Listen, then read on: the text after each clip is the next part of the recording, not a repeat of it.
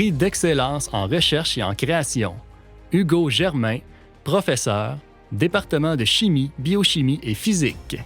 Hugo Germain se démarque par ses contributions exceptionnelles dans le domaine de la biologie végétale. Ses qualités distinctives, sa vaste expertise, accompagnée d'un engagement profond envers la recherche pionnière, sont mises en évidence à travers des découvertes révolutionnaires dans la caractérisation de phytopathosystèmes. Un des moments clés de son parcours professionnel inclut la reconstitution de complexes protéiques en 3D à partir de tissus végétaux qui ouvrent de nouvelles possibilités en biologie cellulaire végétale. Démontrant un bilan remarquable de réalisation et une détermination inébranlable, ce chercheur renommé se distingue par une vaste implication dans des collaborations internationales et des publications à fort impact. Ayant à cœur la formation de la relève, il suscite également la passion et la curiosité des étudiants et étudiantes à tous les cycles d'études.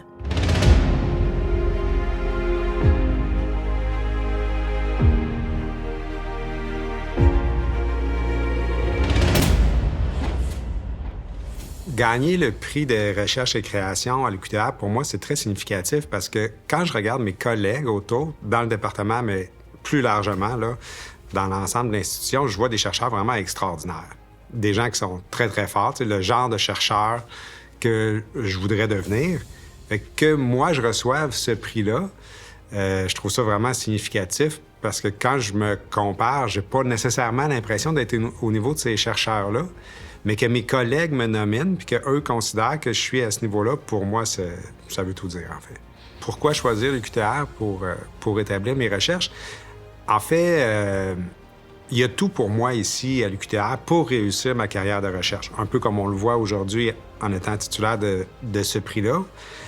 C'est pas une très grosse institution. C'est certain qu'il n'y a pas les infrastructures qu'il y aurait dans des très grosses institutions, mais ma recherche ne requiert pas d'immenses infrastructures. Puis une chose que j'ai particulièrement appréciée, c'est la proximité. On le dit souvent, l'UQTR, c'est pas une grosse université, mais ça me permet de connaître les étudiants de bac, d'être en mesure de recruter les étudiants parce que je les connais, parce qu'on les recrute pas uniquement parce qu'ils ont des bonnes notes, on les recrute aussi pour leur personnalité, parce qu'on va travailler avec pendant 2 ans, pendant 3 ans, ou des fois, ils font la maîtrise et le doctorat, donc pendant 5 ans ou 6 ans. Donc, les connaître, ça aide beaucoup. L'autre chose, c'est qu'on est proche du personnel. Donc, ça veut dire que quand on a une idée à exprimer, bien, on sait vers qui se tourner, puis on a l'impression d'être écouté.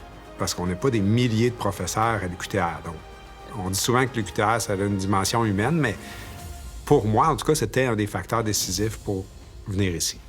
Qu'est-ce qui me rend le plus heureux dans mon travail? En fait, je dirais que c'est les graduations de mes étudiants de maîtrise et de doctorat.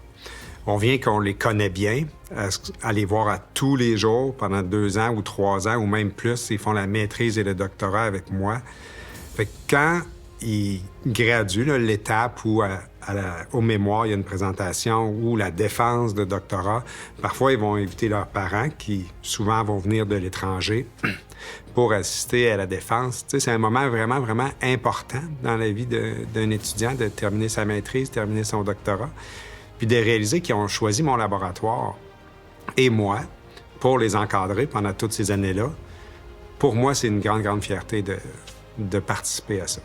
Ma plus grande réalisation, en fait, je dirais qu'il y a 2 choses. Un, c'est où j'ai été en mesure de placer mes étudiants ou où mes étudiants ont réussi à se placer.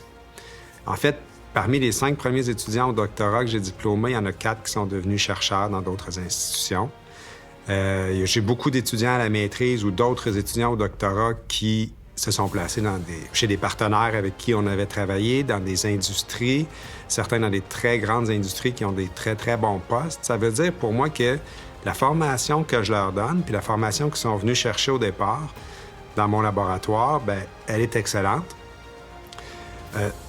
Puis, bien, les étudiants, évidemment, ils ont une grande part de succès, là.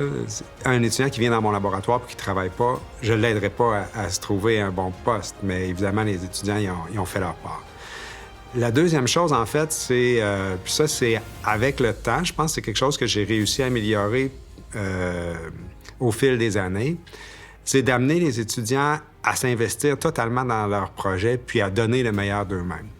Ça, c'est quelque chose pour lequel, quand on devient professeur, on n'a jamais vraiment fait ça. On a supervisé des stagiaires, mais quand on supervise un stagiaire, on n'est pas le méchant en haut, puis on n'est pas la personne qui paye. Mais quand on devient professeur, bien, on a tous les rôles de supervision, puis on ne sait pas si on va être en mesure d'avoir des étudiants qui s'investissent dans leur projet.